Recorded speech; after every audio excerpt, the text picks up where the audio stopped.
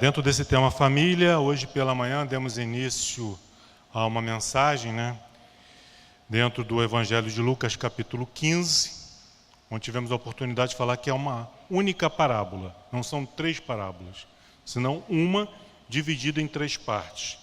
As 2 primeiras nós trabalhamos hoje pela manhã, a da ovelha perdida e da dracma perdida. A mensagem, para quem não pôde estar aqui presente, para quem não pôde acompanhar também pela internet, está na nossa página do YouTube. Então, depois, para complementar, foi a introdução, você está pegando o final, mas não deixe de assistir, porque vai estar agregando entendimento, discernimento àquilo que nós estamos trabalhando, o propósito que Deus nos deu para trabalharmos nesse domingo. Então, pela manhã, eu tive a oportunidade de dizer que essa parábola, ela resultou de uma crítica que os fariseus e os escribas estavam, mais uma vez, direcionando a Jesus, por ele receber e comer com pecadores. Mas esse é o nosso Deus. Ele não exclui ninguém.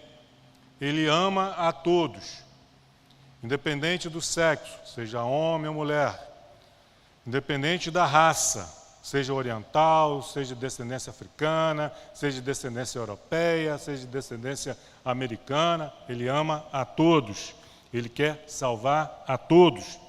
Ele não faz distinção também de classe social. Não é um Deus que ama os instruídos, os cultos, os letrados e rejeita os não letrados. Não, ele ama a todos. Todos nós temos o mesmo valor, a mesma importância. É rico, é pobre, temos o mesmo valor. O mundo, sim, faz distinção, mas Deus não.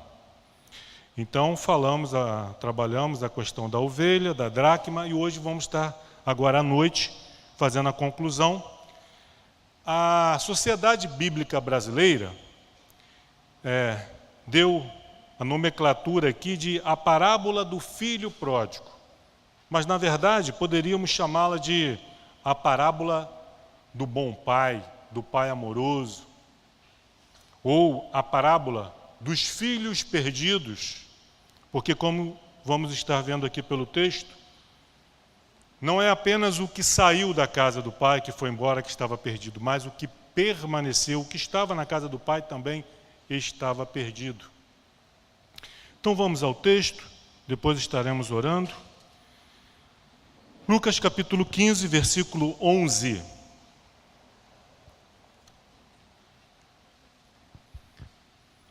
Continuou,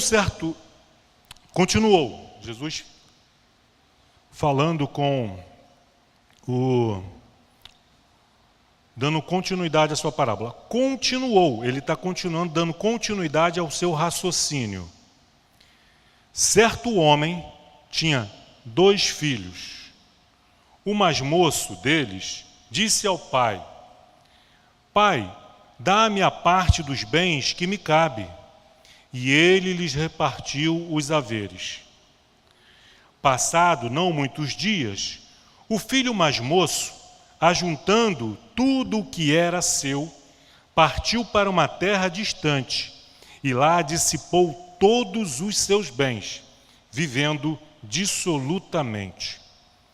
Depois de ter consumido tudo, sobreveio àquele país uma grande fome e ele começou a passar necessidade. Então, ele foi e se agregou a um dos cidadãos daquela terra, e este o mandou para os seus campos a guardar porcos.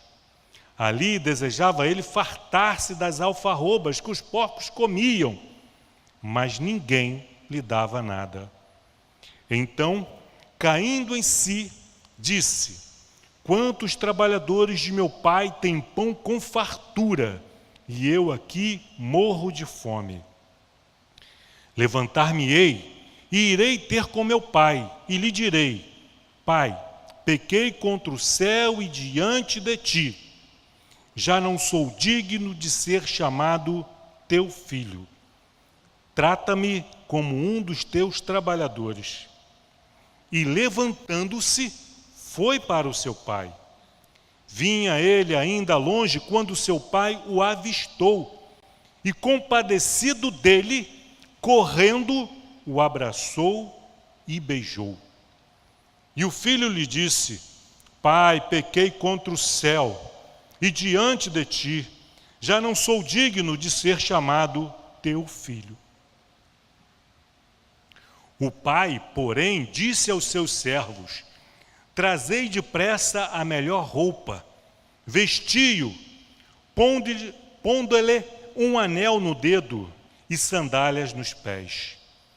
Trazei também e matai o novilho cevado, comamos e regozijemo-nos, porque este meu filho estava morto e reviveu, estava perdido e foi achado. E começaram a regozijar-se.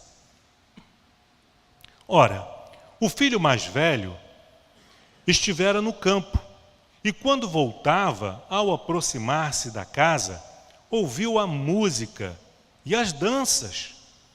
Chamou um dos criados e perguntou-lhe que era aquilo. E ele informou: Veio teu irmão, e teu pai mandou matar o novilho cevado, porque o recuperou com saúde. Ele se indignou e não queria entrar. Saindo, porém, o pai procurava conciliá-lo. Mas ele respondeu a seu pai: Há tantos anos te sirvo sem jamais transgredir uma ordem tua, e nunca me deste um cabrito sequer para alegrar-me com os meus amigos. Vindo, porém, este teu filho, que desperdiçou os teus bens com meretrizes, tu mandastes matar para ele o novilho cevado? Então lhe respondeu o pai: Meu filho, tu sempre estás comigo, tudo que é meu é teu. Entretanto, era preciso que nos regozijássemos e nos alegrássemos, porque esse teu irmão estava morto e reviveu, estava perdido e foi achado. Amém. Louvado seja Deus.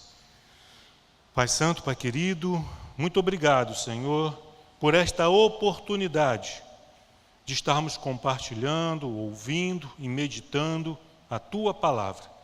Que o Teu Santo Espírito, que inspirou aos autores da Bíblia a escrevê-la, a registrar tudo aquilo que o Senhor realizou desde Gênesis, antes mesmo da criação do homem, até o último versículo de Apocalipse. Carta essa que revela o final dos tempos e a vitória gloriosa de Cristo Jesus e de todo o seu povo. Que esse mesmo Espírito esteja conosco esta noite, nos inspirando a explanar e a entender a Tua Palavra. Muito obrigado, ó Deus, em nome de Cristo Jesus. Amém.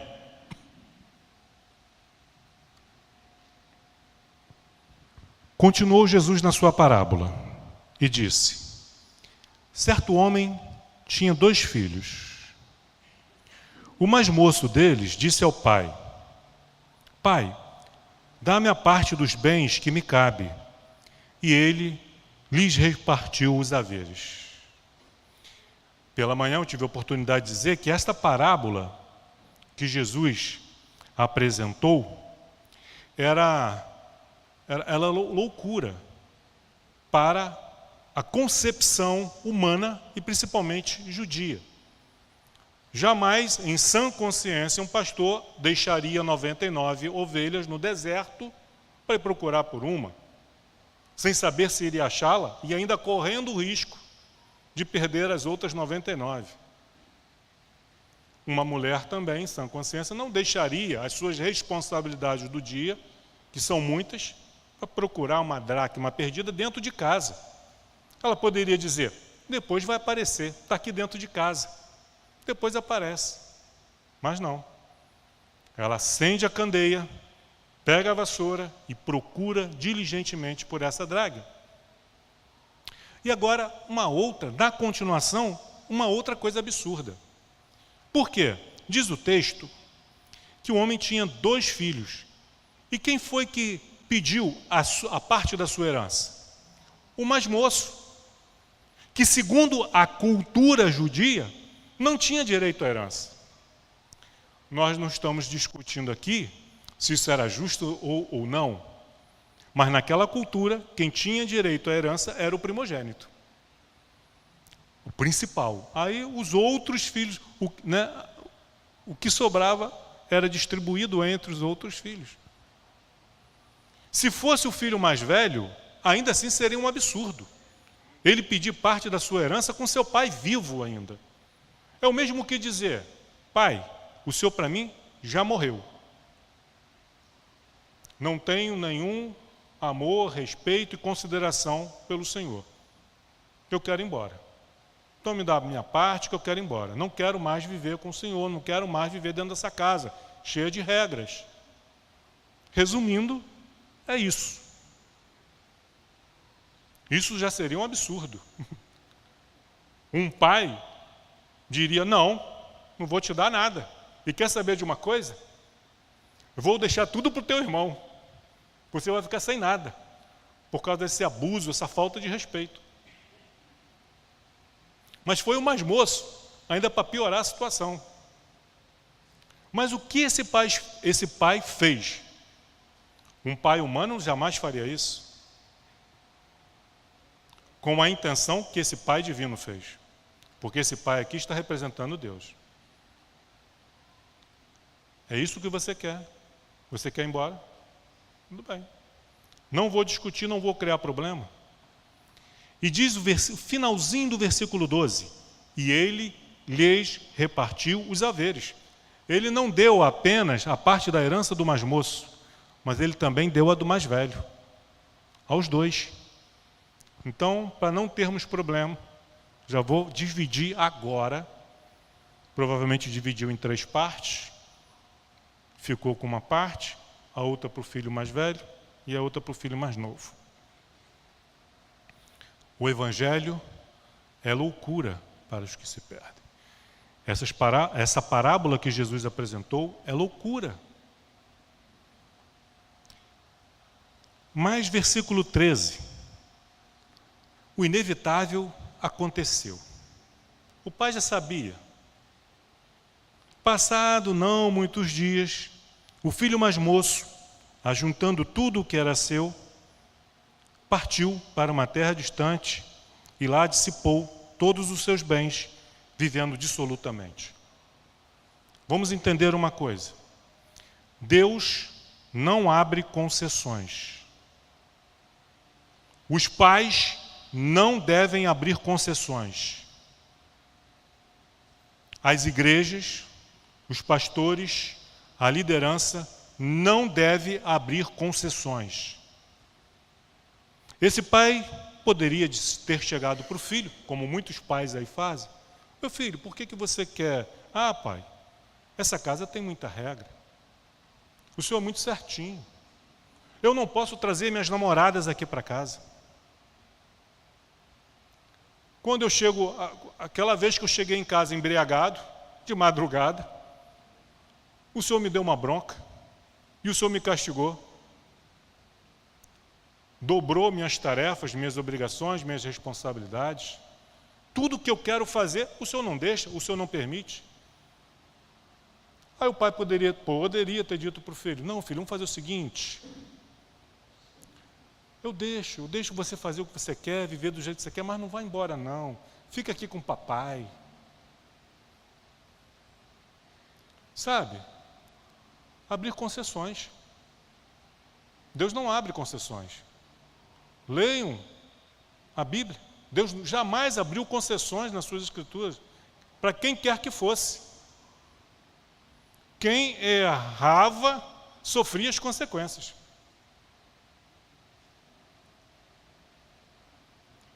Hoje, lideranças, para não perder membros, abrem concessões. permitem que os membros vivam de maneira dissoluta, vivam no pecado, com a desculpa, não, eles ficando aqui, eles vão estar sendo tratados, é melhor estar aqui do que estar no mundo. Mas isso só piora a situação. Se nós não tratarmos o doente está no hospital. Mas se ele não recebe o medicamento, ele vai ficar curado? Não, ele tem que receber o tratamento. E a disciplina faz parte do tratamento. Passar a mão na cabeça não ajuda o pecador a se converter. Ele vai ficar confortável no seu pecado. Então o pai, você quer ir embora, meu filho? Pois bem. Aqui em casa existem essas regras. Regras essas estabelecidas por Deus, não por mim, mas por Deus. Eu sinto muito se você quer ir embora. Você quer ir embora? Eu não vou te amarrar, não vou te prender, também não vou abrir concessões. Se você quer ir, eu lamento. Eu te amo. Gostaria muito que você ficasse para o seu próprio bem. Você tem muito o que aprender ainda, tem muito o que amadurecer, mas você acha que já é dono do seu nariz, é dono da sua vida. E quer viver segundo a sua vontade, o seu desejo, o seu querer. Isso aconteceu no Éden. Quando Adão e Eva pecaram, Deus não abriu concessão. Olha, eu falei que vocês iam morrer, mas olha só dessa vez eu vou perdoar vocês e deixar que vocês continuem no paraíso. Não. Foi necessário que Adão e Eva sofressem as consequências da sua desobediência. E Deus os expulsou. Feliz? Não. Ele sofreu mais do que Adão e Eva com essa decisão, mas era necessário tomar. Então esse pai se despediu desse filho ingrato e sem nada poder fazer, deixou que o filho fosse. E esse pai não ficou orando. O filho foi embora, está no mundo, perdido, na prostituição, nas drogas e todo tipo de pecado, todo tipo de orgia, na jogatina, nas drogas, na bebedeira. E esse pai não orava, Senhor, abençoa meu filho. Não. Porque a pior coisa que pode acontecer para uma pessoa que vive no pecado é ser abençoada por Deus. Ela está no pecado, está sendo abençoada, está prosperando, está vivendo bem. Ela vai se arrepender e voltar para a casa do pai? Por quê? É necessário que ele sofra as consequências. Esse pai orava, Senhor, tem misericórdia do meu filho. Faça com que ele caia em si, que ele se arrependa do seu pecado, que ele retorne para casa enquanto há tempo. Mas jamais orar para que seja abençoado. O fato do seu filho ou filha, ou dos nossos filhos estarem bem empregados, estarem bem encaminhados na vida, com um bom emprego, um bom salário, vivendo bem, mas distante de Deus, não significa que está tudo bem, porque não está bem. Porque para morrer não tem dia e hora, para morrer basta estar vivo. E se esse filho, essa filha, próspero, saudável, jovem, morrer, aonde vai passar a eternidade? Então é necessário. E esse rapaz entrou por um processo, pela permissão de Deus, para o próprio bem dele. Todo bem, para o bem dele. Versículo 13. Passado não muitos dias, o filho mais moço, juntando tudo o que era seu, partiu para uma terra distante e lá dissipou todos os seus bens, cada centavo, vivendo dissolutamente, loucamente, inconsequentemente, irresponsavelmente. Dissipou tudo. E agora? Vou ter que trabalhar para me sustentar. E eu saí da casa do meu pai justamente porque eu não queria trabalhar. Meu pai queria me botava para tomar conta das ovelhas dele, do rebanho dele. Eu não queria isso. Mas agora, eu vou ter que trabalhar. Só que, depois de ter consumido tudo, versículo 14, sobreveio àquele país uma grande fome. E aí eu digo, glória a Deus, para ele, essa grande fome que sobreveio a esse país, para ele, foi uma bênção. Porque se ele tivesse encontrado emprego, e tivesse comida, com fartura, e conseguisse resolver, se ajeitar, ele teria voltado para a casa do pai. Vê como que Deus age. A gente não compreende os caminhos do Senhor.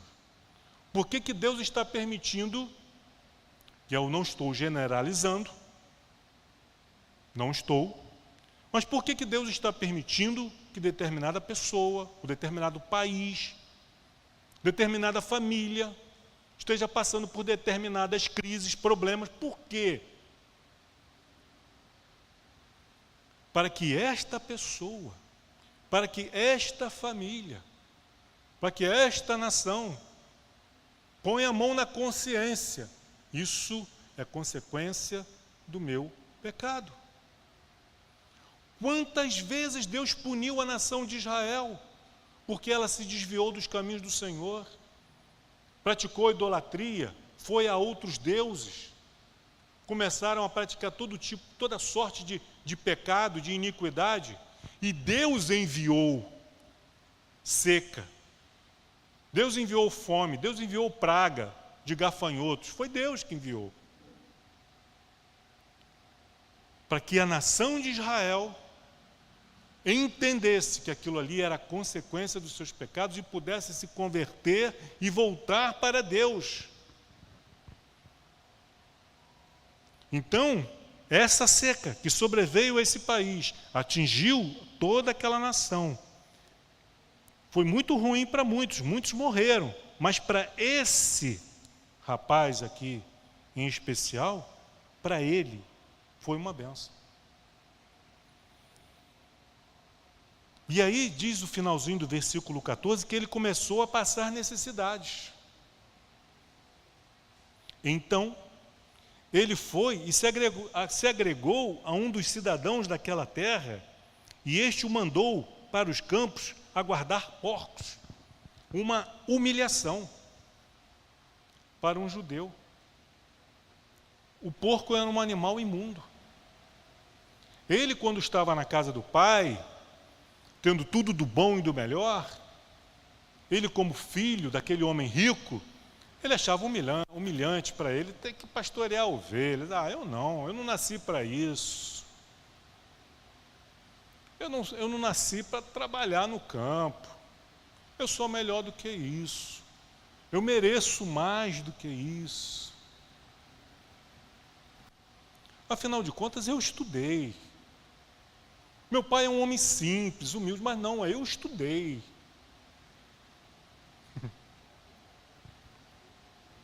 E fez o que fez. E agora, para não morrer de fome, tem que se sujeitar a guardar porcos. Fundo do poço. E glória a Deus por esse fundo do poço na vida desse jovem. Porque se ele tivesse encontrado alguém que tivesse se compadecido dele, se ele tivesse encontrado alguém que o tivesse ajudado, ele teria morrido no pecado dele, não teria voltado para a casa do pai. Estaria condenado à eternidade, à morte eterna.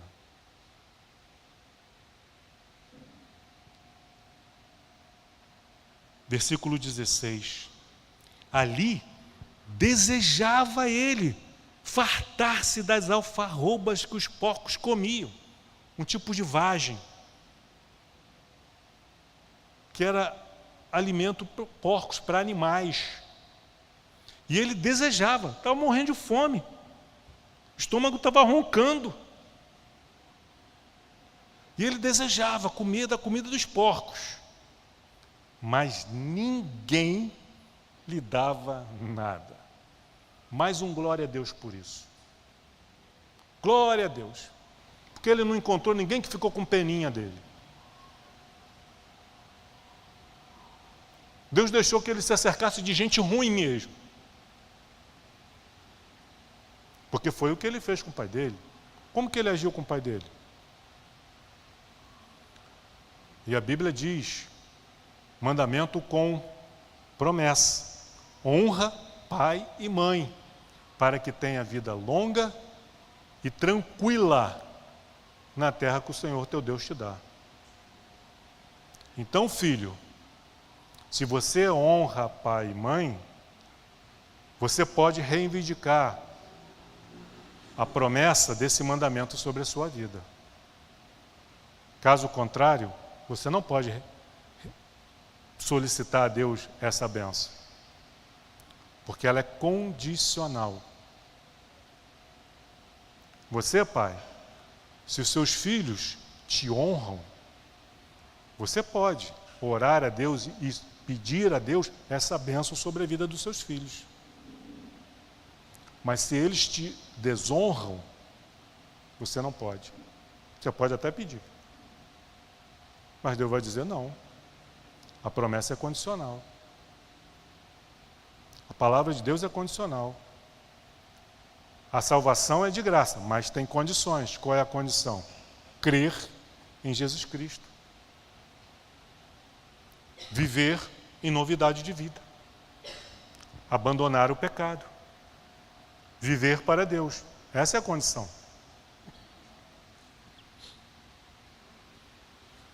Mas ninguém lhe dava nada. Versículo 17. Então, caindo em si, disse: quantos trabalhadores de meu pai têm pão com fartura, e eu aqui morro de fome. Caiu em si. Aquele pai que era severo, que era rígido, que era intransigente na cabeça dele. Para ele, jovem, numa casa cheia de regras. Meu pai é muito rígido. Meu pai é intransigente. Meu pai não me ouve.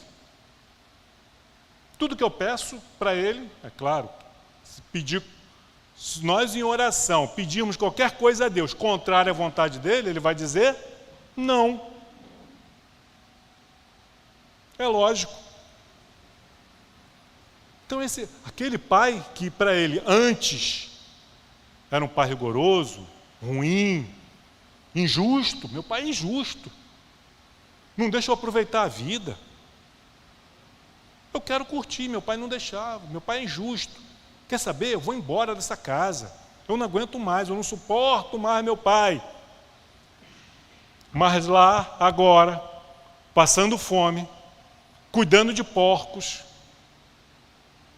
imagina aquele cheirinho desagradável. É lá que ele está vivendo. Acordava no meio dos porcos, ia dormir nos meios dos porcos. Consequência do pecado.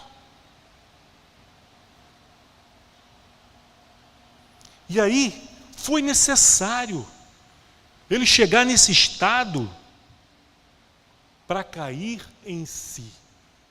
Vocês estão entendendo? Se ele tivesse muito bem, ou tivesse conseguindo se safar, ele não ia voltar para a casa do pai. Estou conseguindo resolver. Foi necessário ele passar por isso, para ser quebrantado, para ser humilhado, para o seu orgulho ser jogado na lama ali junto com os porcos. Foi necessário. E agora ele cai em si. E aquele pai que era injusto, ele agora começa a ver o seu pai com outros olhos. Meu pai é um homem bom. Meu pai nunca recusou comida para ninguém. Os trabalhadores do meu pai eram bem tratados, viviam bem, não eram humilhados, não eram oprimidos, como eu estou sendo aqui. Eu achava que meu pai era um homem ruim, mas agora eu vejo que não, meu pai é um homem bom, que ele me amava, que todos os seus conselhos, as suas orientações, os seus nãos, eram para o meu próprio bem. Mas para ele entender isso, para ele enxergar isso, foi preciso chegar na situação que chegou. E isso foi uma bênção para ele, porque fez com que os seus olhos fossem abertos e ele enxergasse a realidade da vida. Caindo em si, disse: quantos trabalhadores do meu pai têm pão com fartura? Ninguém passa fome, ninguém passa necessidade. E o pão não se refere apenas a comida, não. Tem fartura de tudo, não falta nada. Quando um trabalhador do meu pai fica doente, ele fornece médicos, fornece medicamentos. Eles não são explorados. Eles têm um dia de descanso.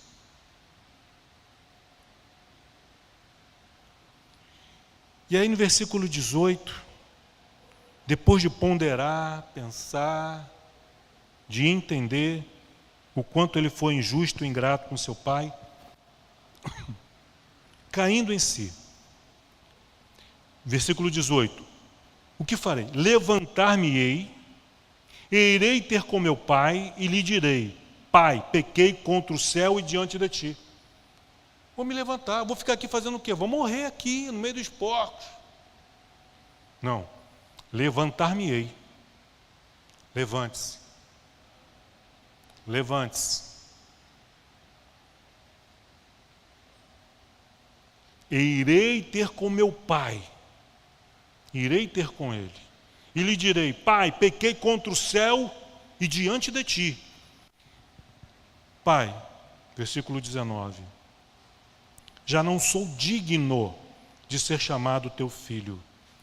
Trata-me como um dos teus trabalhadores. Antes, quando o filho, ele reclamava porque o pai botava para trabalhar.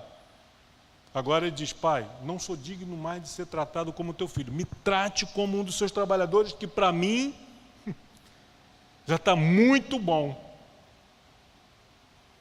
Ele não só pensou em fazer, mas fez. Versículo 20. E levantando-se foi para o seu pai. Então não basta você, meu irmão, minha irmã, você que nos acompanha pela internet, não basta dizer: eu vou procurar Deus. Hoje, agora? Não, domingo que vem, mês que vem, depois que as coisas melhorarem, ano que vem. O ano já está acabando mesmo, só falta mais uns 2 meses por aí, então quando for lá para janeiro, então eu resolvo minha vida. Não. Será que temos esse tempo? Ninguém sabe. Então ele decidiu se levantar e ir, e fez, e colocou em prática.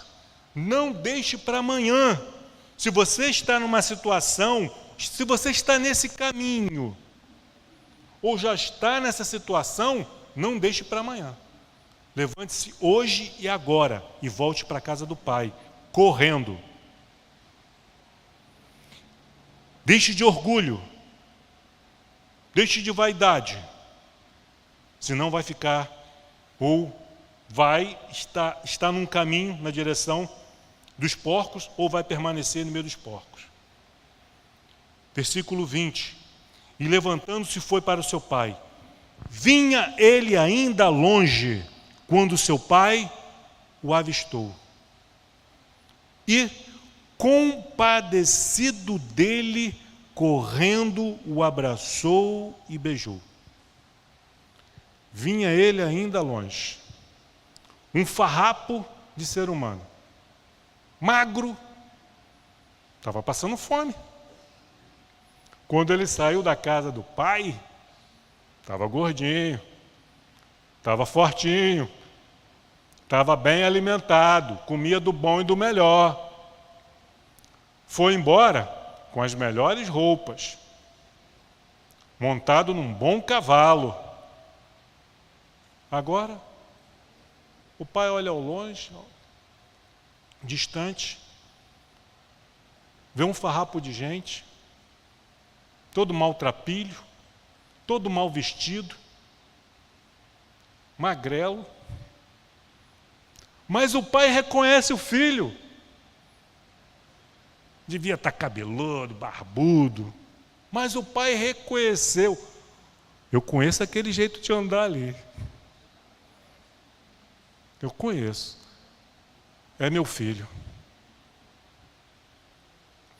E o pai não ficou lá parado, de braço cruzado, de cara amarrada, cara feia, esperando. Vou esperar esse malcriado chegar aqui para ele ver o que é bom. Ele vai ouvir poucas e boas. Não, o pai não fez isso não. O seu pai o avistou e, compadecido, movido por compaixão, correu.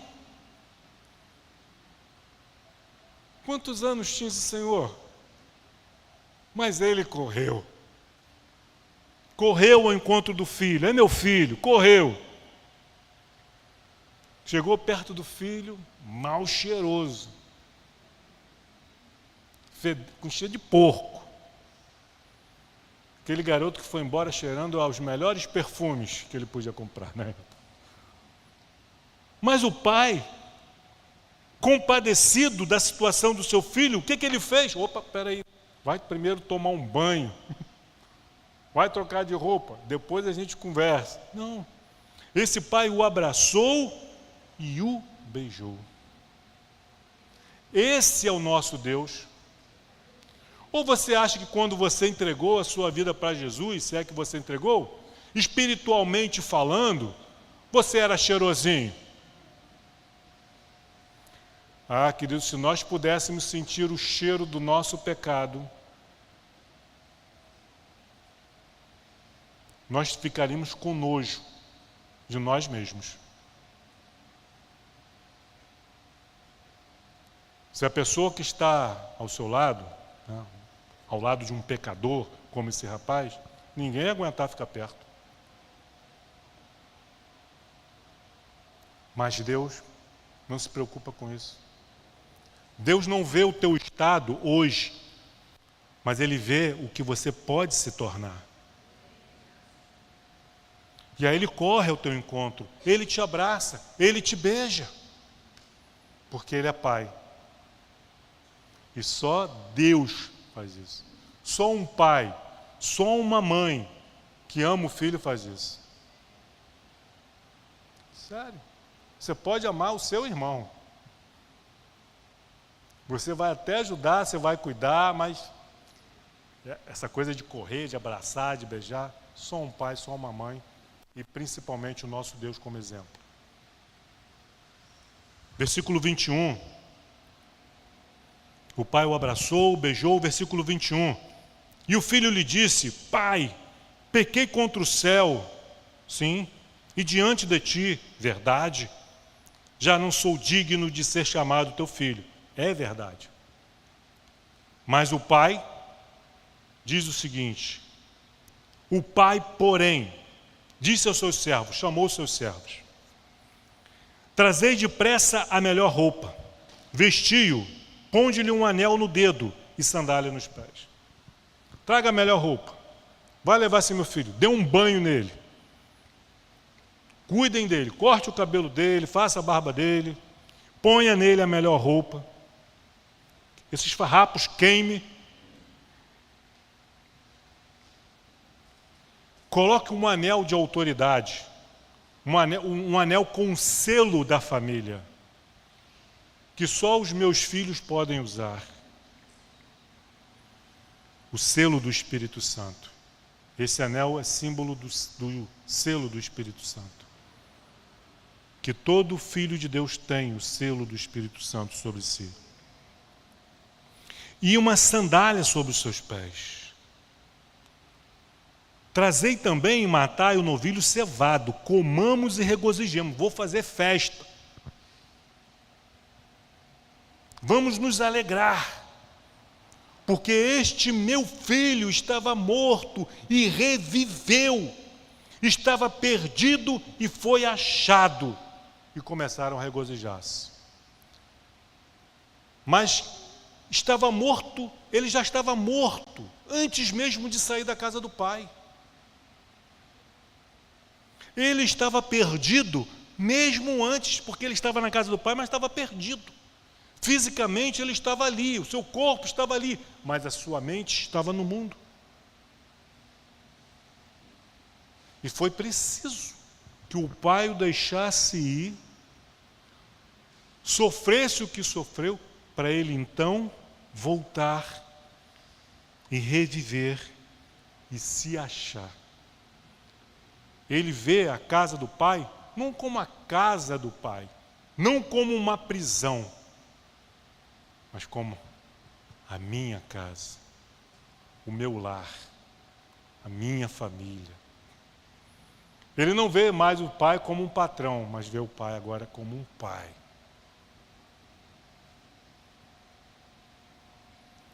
Estava morto e reviveu, estava perdido e foi achado. E começaram a regozijar-se. Versículo 25. Aí agora aparece o filho mais velho, perdido na casa do pai. Ora, o filho mais velho estivera no campo, estava trabalhando. E quando voltava, ao aproximar-se da casa, ouviu a música e as danças. Havia festa. E aí ele chamou um dos criados e perguntou-lhe: o que é isso? O que era aquilo? E ele informou, o criado falou para ele: veio o teu irmão e teu pai mandou matar o novilho cevado, porque o recuperou com saúde.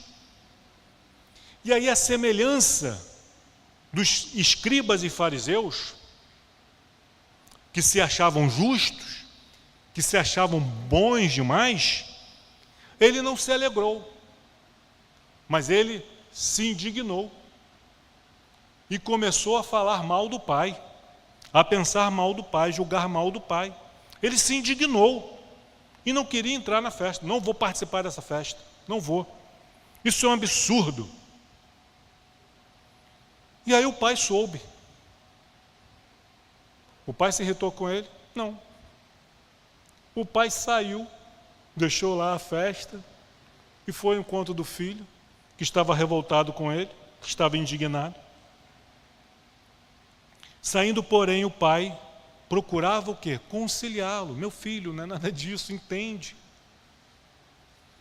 E aí ele responde ao seu pai: há tantos anos que te sirvo sem jamais transgredir uma ordem tua, e nunca me deste um cabrito sequer para alegrar-me com os meus amigos. Vindo, porém, esse teu filho aí, ó, que para mim já deixou de ser irmão há muito tempo, esse teu filho que desperdiçou os teus bens com meretrizes, tu mandastes matar para ele um novilho cevado, e o Senhor nunca me deu um cabrito sequer. Então lhe respondeu o pai: meu filho, tu sempre estás comigo, tudo o que é meu é teu. Então, esse filho mais velho aqui, que tem servido ao pai por tantos anos, que até exagera na sua autoanálise, ele diz: sem jamais transgredir uma ordem tua. Mentira. Não há esse ser humano, não há homem ou mulher, jamais houve, jamais haverá, além de Jesus, um filho de Deus que não tenha transgredido nenhuma das ordens do Pai. Todos nós já transgredimos em algum momento, ainda hoje transgredimos e vamos transgredir. O único que não transgrediu foi Jesus. Então ele tem uma autoanálise, uma autovisão. Cara, esse filho aí. São os fariseus, que se julgam santos demais, certinhos demais, enquanto todos os outros não passam de pecadores. São dois extremos. Nós temos que ser realistas. Somos pecadores. Estamos na casa do Pai, desfrutamos da segurança, do cuidado, do amor, do zelo do Pai. E ao invés de ficarmos indignados quando um dos nossos irmãos se convertem, devemos nos alegrar, devemos comemorar, festejar junto com o Pai, não ficarmos indignados. Então o pai lhe respondeu: meu filho, tu sempre estás comigo, tudo que é meu é teu. Se você não está desfrutando do melhor da minha companhia, se você não está desfrutando da minha mesa e de tudo o que eu tenho, o problema não está em mim. Você já me pediu um cabrito alguma vez? Não. Eu não te neguei. Você que não pediu. Você que se colocou nessa situação.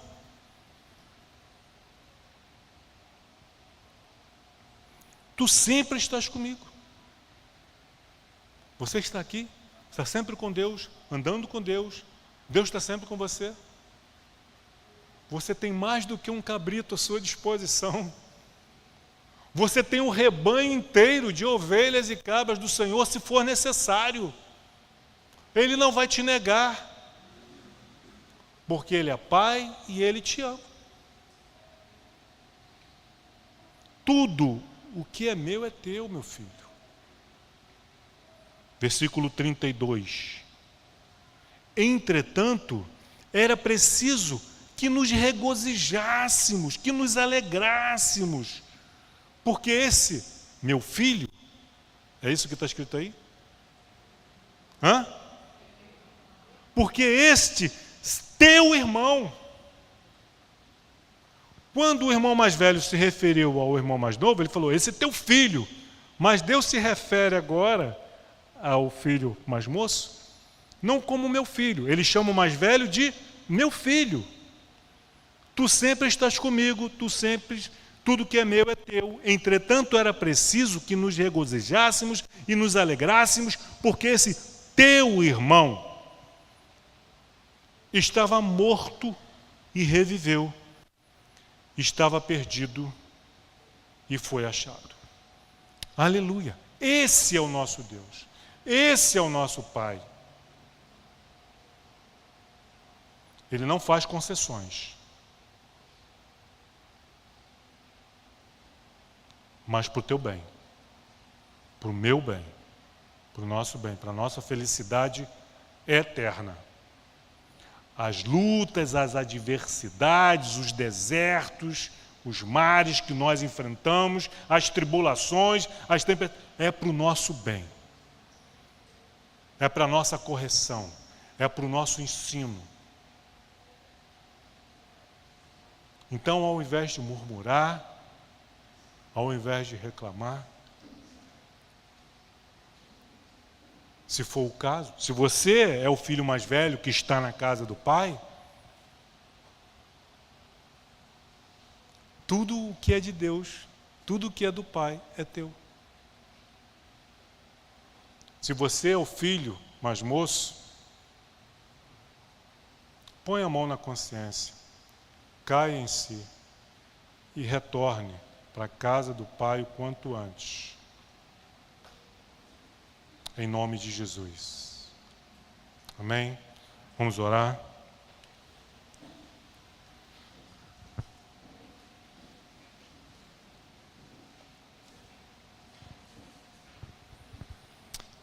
Louvado seja o teu santo nome, ó Pai. Queremos aprender mais de ti.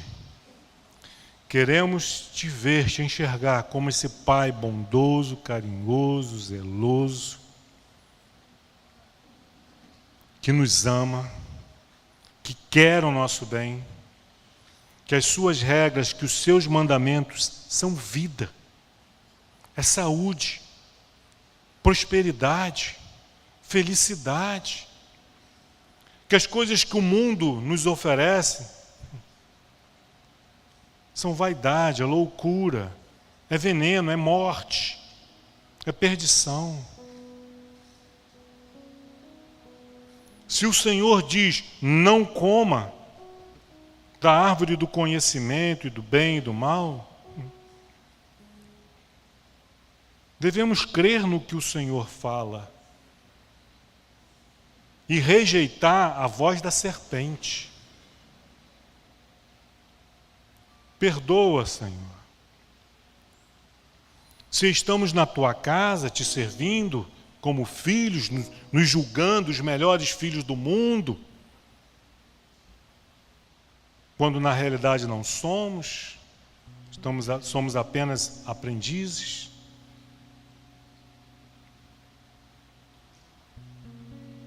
Mas tem misericórdia também, Senhor, desses nossos irmãos que estão perdidos no mundo, que foram embora, que viraram as costas para Ti.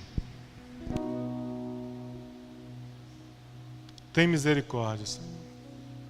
Que eles possam cair em si, colocar a mão na consciência e entender que o caminho que eles escolheram é caminho de morte e que precisam retornar para o Pai o quanto antes.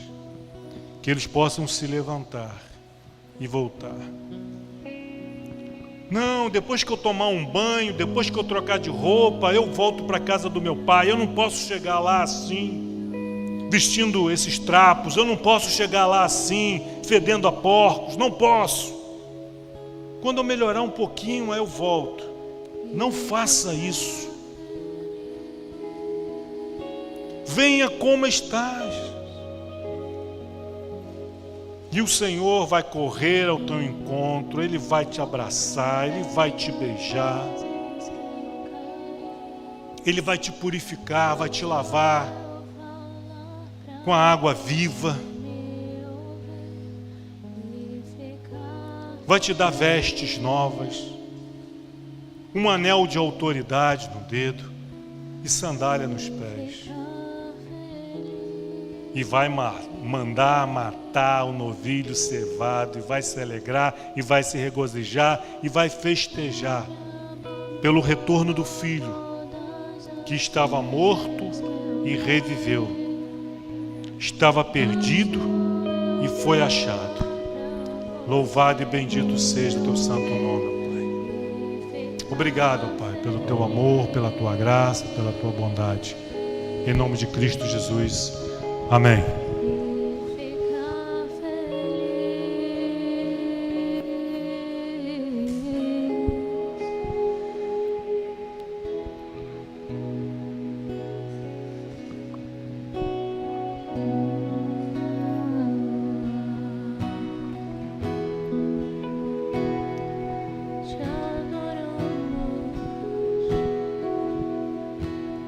Vou falar o que todo